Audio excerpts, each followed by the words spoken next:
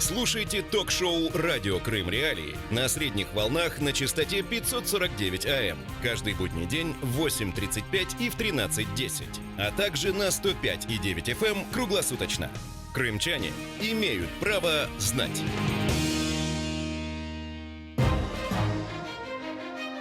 Крымского экс-депутата Ганыша, обвиняемого в госизмене, осудили на 12 лет. Собственно, за что он получил такой срок, что ожидает других обвиняемых в государственной измене крымчан и почему наказывать их начали лишь спустя 4 года после аннексии, все это мы постараемся обсудить в ближайшие 25 минут.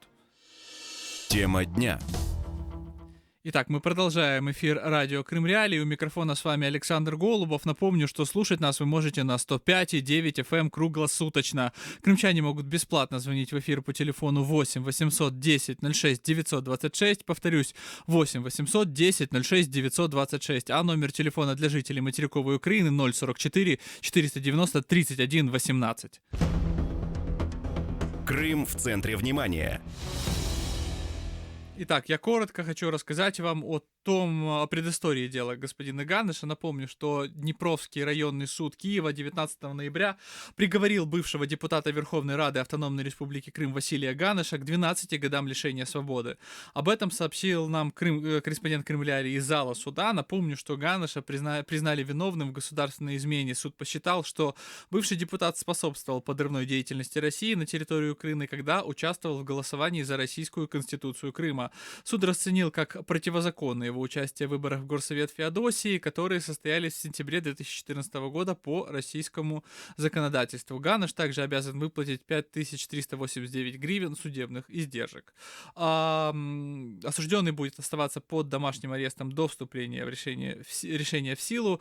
Собственно, суд принял точку зрения прокуратуры, которая просила приговорить его к 12 годам лишения свободы, а сам Ганыш и его адвокат просили признать его невиновным и полностью оправдать. Ганыш утверждает, что никогда не совершал преступления против народа и государства Украины, и показания свидетелей, по его мнению, это подтвердили. Я предлагаю послушать самого господина Ганыша о том, что он голосовал против. Давайте послушаем. Голосував як депутат Верховної Ради, єдиний, хто проголосував проти. Цьому є підтвердження, і візуалізація проведена, і підтвердив навіть спікер парламенту Кримського. А вже після засідання? Після голосування 6 числа, да, я був у будівлі. Але я участі у Верховній Раді в засіданнях не приймав ні одного разу. Вот такие вот слова господина Ганыша. Адвокат Андрей Руденко сообщил о том, что он намерен подать апелляцию на решение Днепровского районного суда Киева. И вот сейчас он у нас на связи. Андрей, здравствуйте. Андрей Сергеевич. Доброго ранку. Благодарю, что связались с нами. Могли бы рассказать о ваших дальнейших планах? Вот мы знаем о том, что вы хотите подавать апелляцию. Вы рассчитываете, что вашего клиента полностью оправдают, как это было и как вы требовали и от суда Днепровского?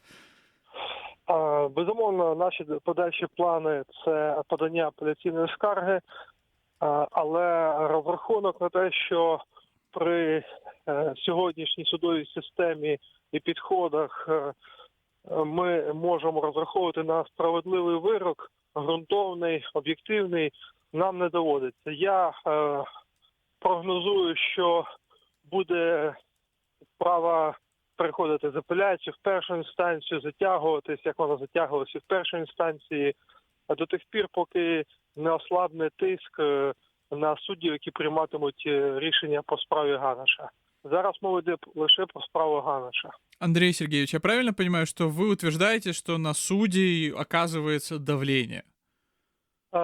Якщо я скажу, що я повинен назвати прізвище, але якщо я скажу в ефірі, то виходить, що на мене можуть подати позов, тому що такі речі ніхто публічно не робить. Те, як це відбувається, я вам можу сказати, що прокурори певного рівня телефонують або членам Вищої ради правосуддя, ну там зараз по-іншому називається, або голові суду і починають проводити бесіди з натяками, потім прямими натяками.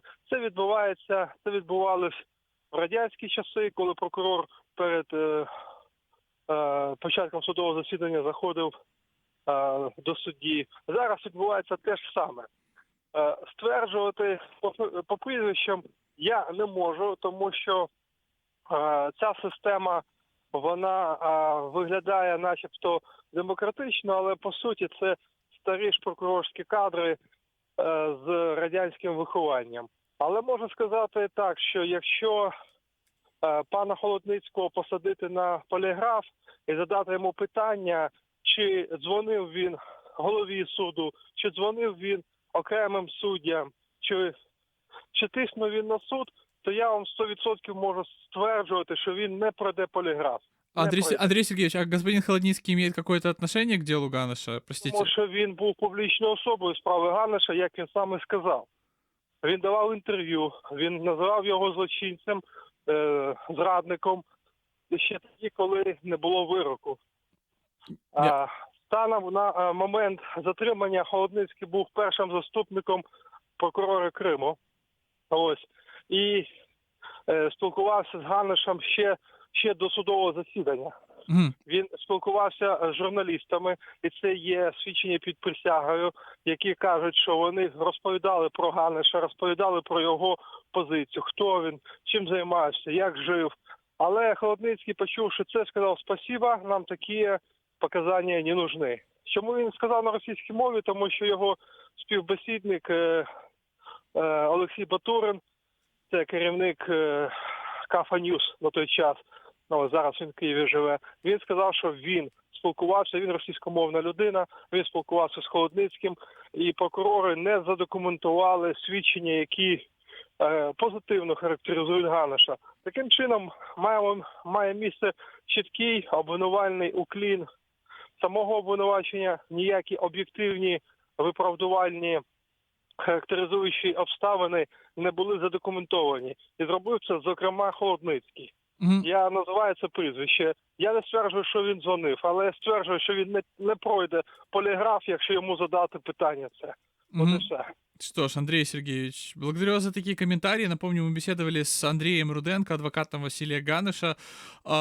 После таких вот слов мы не можем не предоставить слово представителям прокуратуры. Вот сейчас у нас на связи начальник управления прокуратуры Автономной Республики Крым Вадим Лушпиенко. Вадим, здравствуйте. Доброго дня. Могу вас попросить прокомментировать заявление Андрея Руденко вот у нас в эфире, в том числе относительно господина Холодницкого, или же вы пожелаете удержаться от каких-либо комментариев? Я загалом хочу сказати, що прокуратура Автономної Республіки Крим у суді підтримувалася державне обвинувачення відносно колишнього депутата Верховної Ради Автономної Республіки Крим. Прокурор у судових дебатах просив визнати винним обвинуваченого та засудити його до покарання у вигляді позбавлення волі на строком на 12 років. За самим результатом судового розгляду Дніпровським районним судом міста Києва обвинуваченого визнано винним у вчиненні злочину, передбачено частиною 1 статті 111 державна зрада, та призначено покарання у вигляді 12 років позбавлення волі. На думку прокуратури, вирок суду є законним і обґрунтованим. Щодо позиції адвоката, це позиція сторони захисту, тим паче, що обвинувачений свою вину не визнає. А вот скажите, вот сам Ганыш говорит, что он не голосовал. Есть ли какие-то доказательства, на основании чего, собственно, ему приписывают вот голосование за Конституцию аннексированного Крыма, скажем так? Прокуратура Автономної Республіки Крим під час досудового розслідування було зібрано достатньо доказів для підтримання державного обвинувачення. Щодо голосування, то це голосування, яке пройшло 11 квітня 2014 року, на ньому проголосували всі присутні депутати.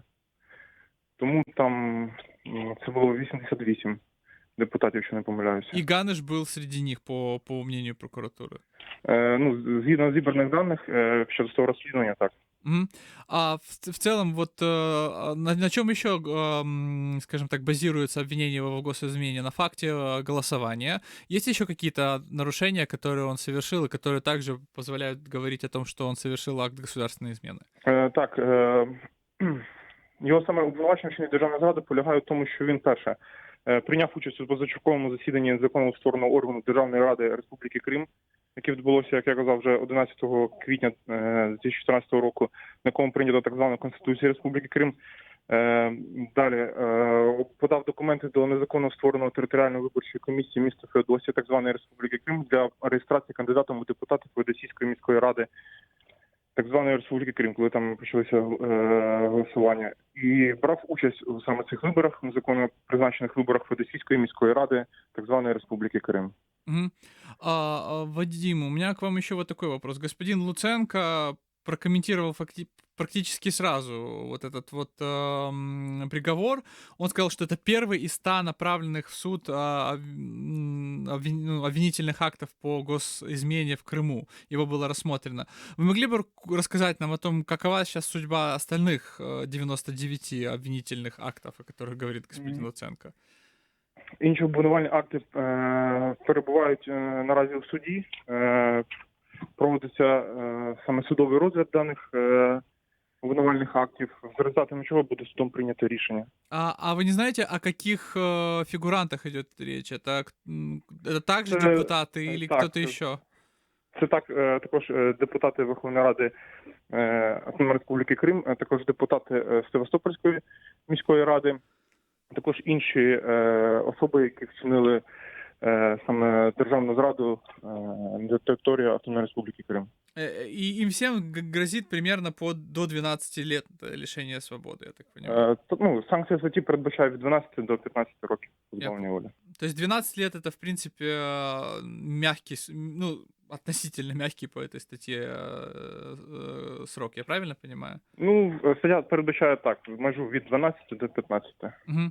Что ж, благодарю вас за ваши комментарии. Напомню, мы беседовали с Вадимом Лушпиенко, начальником управления прокуратуры Автономной Республики Крым. Буквально через секунду к нашему разговору присоединится владелец крымско-татарского телеканала АТР Ленур Ислямов. Я же хочу просто напомнить нашим слушателям, что в нашем вечернем эфире звучат самые важные новости дня, поэтому не пропустите его, чтобы лично убедиться в том, что вся самая важная информация о Крыме не прошла мимо ваших ушей. Вечер. Лучшее время, чтобы узнать главные события дня. С понедельника по пятницу в 19:30. Крымский вечер на радио Крым Реалии.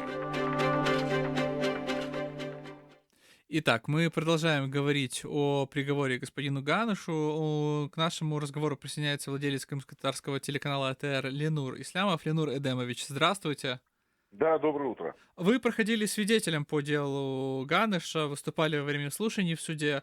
Вот как вы, по вашему мнению, решение суда соответствует вашему мнению, скажем так? Нашим всем ожиданиям, наверное, вы хотели сказать. Я как человек нейтральный вынужден говорить о том, вот как вы оцениваете. Я оцениваю, что, в принципе, мы моральное удовлетворение получили. Вот те, которые давали именно обвинительные такие разоблачения этого человека. Потому что все-таки, когда народ выбирает депутатов Верховной Рады, да любой, Крым это был, или депутат Верховной Рады Украины уже на материке здесь, то всегда рассчитывают на то, что все-таки эти люди будут несгибаемой волей, и они будут стоять на интересах все-таки государственности страны, в которой мы все живем. Вот и все. И получается, когда Ганыш все-таки изменил, а он давал присягу как депутат, он все-таки именно законодательную власть представлял. И поэтому мы, в принципе, удовлетворены, что он 12 лет получил. Хотя, конечно, Ганыш не самый главный фигурант этого всего дела, и там не главное действующее лицо, но он мог бы себя повести, в принципе, как человек тогда и просто не стать на сторону оккупанта тогда, как законная власть Украины в Крыму тогда, как законодательная власть. Вот, Ленур Эдемович, вот смотрите, я понимаю, у нас перед этим в эфире был представитель прокуратуры РК, он, само собой, был сдержан в комментариях, как юрист, да, который следит за тем, чтобы, не дай Боже, не нарушить, и как лицо, которое, скажем так, сковано своими обязанностями. Но, тем не менее, адвокат все время утверждал, что не голосовал господин Ганыш. Вот что нам позволяет, в принципе, судить о том, что Ганыш действительно совершил акт госизмены? На основании чего? Мы давали показания, я и еще один человек, он был закрыт для общественности, хотя на самом деле тоже находился в зале. Телекомпания АТР снимала весь этот фарс, который там происходил. И я был представителем Меджлиса там в это время, и на самом деле мы все видели табло, на котором было фактически единогласное голосование. И получается, мы видели, что в зале присутствовал Ганыш, я его лично тогда не знал, но я знал, что он есть в зале, если единогласное голосование, как тогда он не голосовал? Вы можете мне сказать? Ну, в принципе, вопросов нет. Ну, опять-таки, поймите, что мы для наших слушателей хотим просто проговорить какие-то вещи. Вот Да то, не, что ну они не знали, проговорили, то, вот что... проговорили. Послушайте, смотрите, если обвинение вынесло на самом деле, как бы он может его в законном праве оспаривать, там, такое прочее, эти процедуры юридические. Вопрос не в этом. Даже не в том, что ему там 12 лет там дали, 10 лет дали. Не в этом дело. Вот представьте, люди в Крыму ждут, что все-таки мы здесь начнем как государство карать тех людей, которые предали эту страну. Вот в чем дело. И если мы это делать не будем, то есть если мы будем выпускать этих людей или будем как-то на это смотреть сквозь пальцы, это же их тысячи там, понимаете, сейчас. И те люди, которые борются, ну, тогда получается Сенцов и Сущенко, которого мы чтим и говорим, что они герои, тогда получается, если есть герои, значит, должны быть предатели, получается. И тогда получается, вообще для меня те люди, которые там находятся и которые стоят на государственности, получается, территориальной целостности Украины, они все герои, которые там находятся. Но есть из них лучшие. Точно так же есть и худшие. Есть те люди, которые, допустим, какая-нибудь директор школы или там директор детского садика, который остался в этом детском садике с детьми. Да, ей пришлось получить русский паспорт, ей пришлось, получается, работать вот сейчас в сегодняшних реалиях Крыма. Вы же Крым Реалии, да, радиокомпания. Но вот эти реалии как бы вот таковы. Они вынуждены, получается, сотрудничать. Но она в меньшей степени виновата, это директор школы, хотя есть там тоже доля вины. И там или, допустим, директор детского садика, чем депутат Верховной Рады Крыма, который проголосовал за присоединение Крыма в родную гавань, как они считают. Ну как так? Так получается, какая-то градация должна быть именно вот с нашей точки зрения, с человеческой хотя бы, да, вот если вот брать. Все, а то, что законодательно, это в принципе все должно быть прописано в законах Украины, что нельзя допускать такие вещи. Все, они должны быть покараны, иначе у нас в следующем поколении будут говорить, это Украина не государство, как говорят русские там в Крыму. Можно все что угодно. Вот, ну так же. Что ж, Ленур Адемович, благодарю вас за комментарий. Напомню, мы беседовали с владельцем крымско-татарского телеканала АТР Ленуром Ислямовым. Буквально через минуту к нашей беседе присоединится Андрей Сенченко, председатель общественной организации «Сила права» и бывший вице-премьер Автономной Республики Крым. Я же хочу напомнить слова народного депутата Украины Сергея Высоцкого. Он произнес их в нашем эфире не так давно. Мы обсуждали как раз тему наказания предателей, и тогда это касалось статьи о покушении на территориальную целостность, и вот в прокуратуре РК заявляли, что, к сожалению, мало у них инструментов, но Сергей Высоцкий заявлял, что статья за государственную измену в принципе уже имеет достаточно инструментов для прокуратуры. Как мы видим, по делу Ганыша, наверное, таки да. И давайте послушаем слова самого Высоцкого. Мнение. Если говорить о государственной измене, про державную зраду статья, тем более для чиновников, знаете, то это вполне себе рабочая статья, которую можно доказывать, было бы желание. Просто, может быть, у прокуроров нет такого желания, а у судей нет желания давать реальный приговор. Потому что часть судебной системы, по моим подсчетам, примерно 2/3 судебной системы украинской до сих пор контролируется либо товарищем Киваловым, либо товарищем Медведчуком, либо вот этими всеми замечательными фамилиями. Да, те кадры, которые они назначали еще 10-20 лет назад. Понятное дело, почему дают такие сроки коллаборантам. Что касается нашего законопроекта, то он несколько не о том, я бы сказал. Никто не мешает сейчас прокурорам и судьям, если они честны, осудить за государственную измену людей, которые нарушили присягу, в том числе и госслужащего, пошли в органы работать, в оккупационные органы, стали частью террористической группы, либо ДНР, ЛНР. Вот. Речь идет о том, что участие многих людей в процессах оккупации Украины и в процессе аннексии Крыма, она не является уголовно наказуемым преступлением. Ну, вот, например, учителя, да, которые промывали мозги школьникам и промывают сейчас. Или, например, журналисты, которые работают в оккупационных изданиях, да, но которые не являются госслужащими, либо не являются слова. Есть люди, которые занимают должности в оккупационных администрациях, но при этом по разным формальным причинам им нельзя приписать государственную измену. Речь в законе о противодействии коллаборационизму идет в том, чтобы привлечь к ответственности вот такие вот и подобные, там очень много категорий людей, которые активно помогали, активно блокировали, активно проводили, бежали вперед паровозы там, и вперед русской колонны танков с российскими флагами, скандируя «Россия, приди!», и наконец-то мы вернулись в родную гавань. Мнение. Вот такие слова народного депутата Украины Сергея Высоцкого. А к нашему же разговору присоединяется Андрей Сенченко, председатель общественной организации «Сила права» и бывший вице-премьер Автономной Республики Крым. Андрей Веленович, здравствуйте. Да, доброе утро.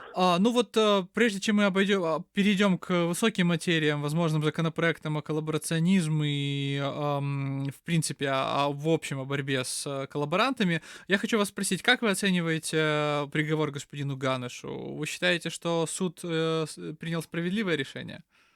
Я не судья, я не могу оценивать приговор суда, и для этого существует апелляционная инстанция. Но если в суде первой инстанции, оценив доказательства того, что делал Ганеш, приняли решение, что в его действиях есть состав такого преступления, как государственная измена, то это справедливый приговор. Дальше существует у адвокатов Ганеша и у него самого право на обжалование, поскольку у нас демократическое государство, он может этим правом и наверняка воспользуется, и уже после решения апелляции оно вступит в силу. Если, опять-таки, апелляция таким же образом оценит действия Ганеша, то тогда ему придется сидеть 12 лет. И тогда можно будет утверждать после решения апелляционного суда, что это справедливый приговор. Ну вот Юрий Луценко сказал, что это первый из 100 направленных в суд обвинительных актов. Вот можно ли говорить о том, что есть все-таки у государства Украина, у его правоохранительных органов политическая воля наказывать коллаборантов? Знаете, у нас есть абсолютно бессистемная суета в органах власти, и вот то, о чем говорил Высоцкий, это тоже элемент, к большому сожалению, так сказать, суеты в депутатской среде. А со стороны Луценко я это многократно слышал. Почему я говорю о бессистемности? Вот сегодня на оккупированных территориях Крыма и Донбасса проживает около 6 миллионов наших граждан, большинство из которых никаких преступлений против своей страны не совершали. И что очень важно? Очень важно, чтобы были приняты законы, которые дают четко ответ на вопрос, что украинская власть расценивает как преступление, а что нет. Для того, чтобы вот тем самым миллионам людей дать четкий месседж о том, что вы нам не враги. И перечеркнуть все усилия российской пропаганды, которая постоянно промывает мозги с той стороны линии фронта, и говорит о том, что вам обратной дороги нет, потому что вы все для Украины уже враги, предатели и так далее. Это не так.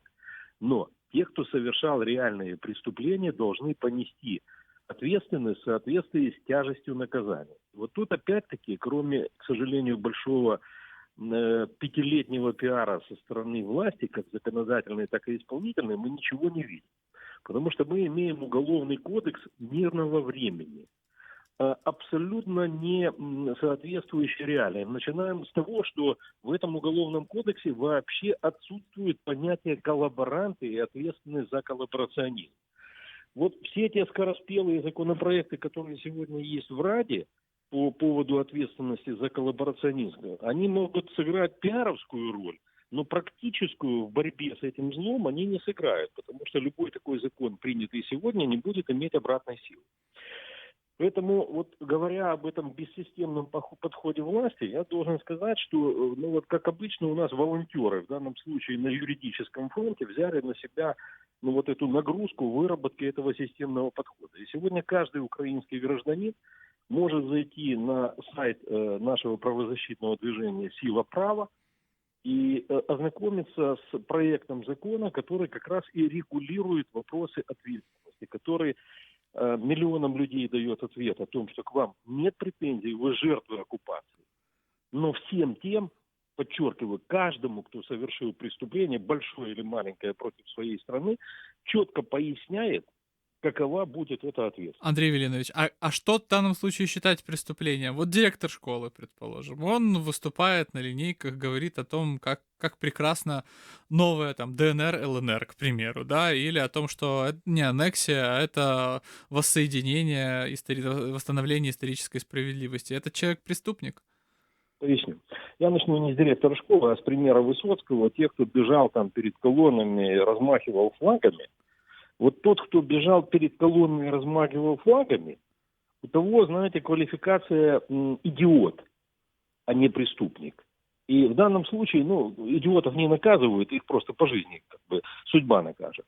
А вот тот, кто блокировал воинские части, тот совершил преступление в соответствии со статьей 114 прим. Уголовного кодекса Украины. И там абсолютно конкретная квалификация, кому сколько и за что положено и придется отвечать. Вот тот пример, который вы привели в отношении директора или учителя, разные, безусловно, люди, но при этом речь может идти о профессиональной люстрации. То есть эти люди просто должны потерять право на профессию. Но посадить за это их невозможно. А вы думаете, вот такую профессиональную иллюстрацию стоит закреплять в законопроекте, в законе, или же отдать ее на откуп профессиональным ассоциациям, условно говоря? Нет. Я абсолютно уверен в том, что это должно быть закреплено законом, поскольку, еще раз, существует кодекс законов о труде. И в конечном итоге у человека есть право на труд, которое закреплено этим законом. Для того, чтобы закрепить законом ограничение этого права при определенных обстоятельствах, соответственно, для того, чтобы закрепить, нужен закон. Я против того, чтобы все это осуществлялось какими-то тройками и прочими всеми вещами. Мы уже с вами насмотрелись на иллюстрацию судей, и не только судей, когда, в общем-то, к большому сожалению, этот механизм, с одной стороны, не вычистил из судебной системы откровенно антиукраински настроенных персонажей, а с другой стороны, во многих случаях использовался для сведения счета. Поэтому должен быть закон, очень четко настроенное сито. А дальше, вы же понимаете, например, Крым и Донбасс, и тут же найдутся родители, которые расскажут, кто из учителей конкретно промывал мозги. Дальше это должна быть специальная, в данном случае для иллюстрации, понятно, что это не суд, но специальная комиссия суда. Андрей Веленович, идея понятна, я просто вынужден прервать вас, время эфира подошло к концу. С нами на связи был Андрей Сенченко, председатель общественной организации «Сила права» и бывший вице-премьер Автономной Республики Крым. В студии был Александр Голубов и радио Крым Реалии. Услышимся.